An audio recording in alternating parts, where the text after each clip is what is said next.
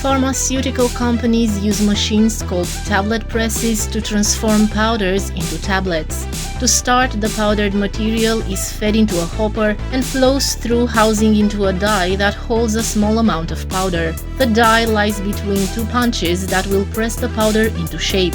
The lower punch drops down, allowing the granules to fill the space to the exact measurement needed for the type of tablet. A scraper then removes any excess powdered material, and the upper and lower punches then compress together. First at low pressure to remove any excess air in the powder, then at higher pressure to form the tablet. The size and shape of the dies and punches are different for each medication so that companies can create unique shapes as well as stamp their brand name into the pills. Once the tablet is pressed, the upper punch raises and the lower punch ejects the tablet, which goes down the chute to be collected.